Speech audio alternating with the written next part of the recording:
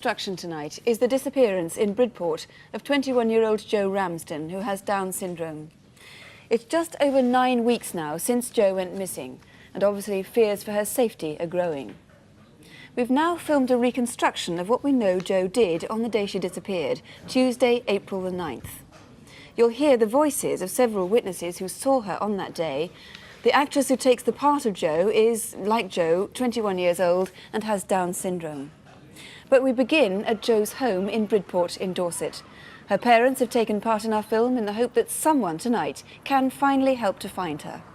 Our daughter Jo has Down syndrome, which means she has learning difficulties.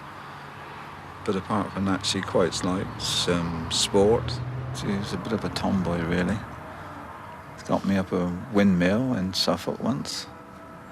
We had a job to get down. She liked making up dances to music. Like swing, we had a big swing made especially for her, because he was getting older. She's just started a new job, working with children at the leisure centre, which she enjoyed very much. Bye-bye. She must have had an understanding with children. I suppose it's on the same level as her. And she wasn't shy with them like she could have been with adults. She used to hold their hands and help them on the apparatus. And play with them afterwards. For the past 7 weeks, Jo had worked every Tuesday at the Bridport Leisure Centre. Our reconstruction begins on the day Jo went missing, Tuesday the 9th of April. On this particular morning, Janet Thorne, the teacher here, was preoccupied with gymnastic exams and couldn't give Jo as much attention as usual. That was close. Well done. Hello, Jo. How are you? Okay, thanks. Good. I wasn't expecting you this morning, but you're very welcome to stay, and I'd like you to please join in where you can. Jo wasn't meant to come that Tuesday because I was taking an exam with the older children and felt there wasn't a lot that she could do. Tell you what to do next. Yeah, sure. Off you go. On, Kelly. I felt she was feeling a little uncomfortable. She didn't know what to do next. Well done. There were occasions when I could see her rocking. I thought it was more to do with the fact that she was in a situation she hadn't expected. Not because she didn't want to be there. Jo, Jo. Are you all right?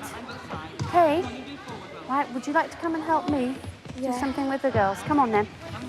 Over here. What I want you to do, Jo, is get the balls out and give one each to the girls and one for yourself, all right? Alex, can you stop the girls now, please? And come over here. Jo would always leave the centre at about 12:30 to go off for lunch. And then over to me on the... One of the children remembers seeing her go.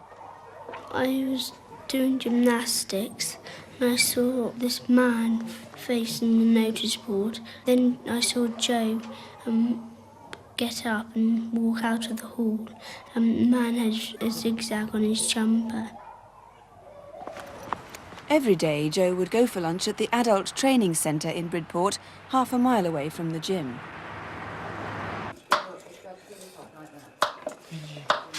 Dorothy Gill is an instructor here. What I've tried to do is to get as much work experience for Jo and the others in the group out in the community. The aims being to build confidence, self-esteem, self-worth. In fact, Jo told us what she'd been doing that morning. She was perfectly all right, perfectly happy. And we had lunch, and then Jo went off to work, as per normal. And it was 1:25. And that was the last time we saw her. As she was heading back to the gym for the afternoon, several people remember seeing Jo. Yeah, I suppose it was about 10 to 2, and I saw Jo standing opposite on the pavement. And then I noticed a fair-haired chap walk up to Jo. He had his hands in his pockets. He didn't touch her or make any move to touch her. He said something to her. Jo sort of looked at him over her shoulder, and then they walked off together up the road. I just assumed from the way that Jo reacted to him, she was smiling and whatever, that he was perhaps a helper from the adult centre there, or a member of the family, or a friend. All the witnesses report the man was wearing a patterned jumper. I was driving along, approaching the crossroads at Skilling Hill, and saw Jo holding a man's hand on the opposite side of the road to me. And I thought it was odd that she should be holding someone's hand.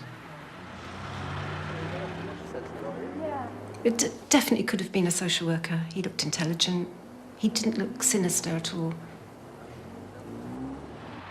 Coming round from the leisure centre, there was a car coming. I looked inside and there was a person who I thought was Jo Ramsden. I thought, well, one of the staff must be taking us swimming or something, because there was actually a swimming pool up there. That is the last definite sighting of Jo. She never returned to the gym that afternoon. Life's not the same. Well, you're in limbo, aren't you? You've got no news, you can't plan anything or do anything with any sense. And you just wonder where she is. Meal times, there's always an empty chair. It's just terrible. Empty bedroom. No one to help me with the shopping. She used to come shopping with me. Well, whoever's holding her, we need her back. We love her. We just want her back. She's special.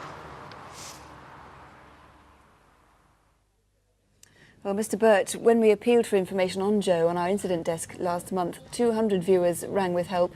What do you need from viewers tonight? Yes, we had an excellent response from your viewers on that last programme. But on this occasion, what I would ask is for the viewers to look closely at the photograph of Jo, so they really get to know her. And then if they've got any information as to where Jo is now, would they please contact us straight away? Right. That is what Jo looks like. That's right. This is Jo is who we need to find. 2 witnesses have helped to make artist impressions of the man who was seen with Jo on the day she went missing. What are the descriptions of this man?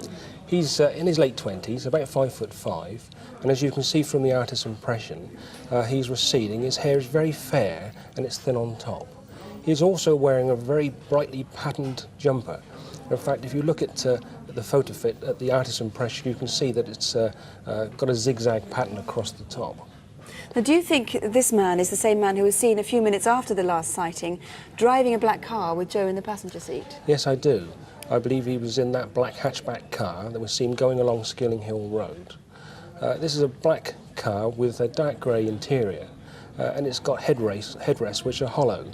In fact, the reconstruction, a very good reconstruction of that car, and if we can link that car to that man, then clearly I should be very pleased. Another clue may lie in the bright red Liverpool Football Club shoe bag that Jo had with her. That's right. Jo was an avid Liverpool Football Club supporter, and indeed this is the type of bag that she was carrying. If anybody has seen that bag or found that bag, or a vehicle has been returned and that bag has been in that vehicle, then I would ask them to contact straight away. What are your feelings about where Jo might be? Well, I've got real fears for the safety of Jo, and clearly I need the viewers to help us find her so that we can return her to her parents and indeed to the good people of Bridport. Well, Mr. Burt, let's hope we can achieve that. Of course, it is vital to find that man who was seen that day with Jo in Bridport, if only to eliminate him from the inquiries. Remember, the date was a Tuesday, April the 9th. And if you think you can help, please ring us here in the studio on 081 811 8181 or ring Dorset Police Direct at the Bridport Police Station on 0308 22266. That's 0308, the code for Bridport, 22266.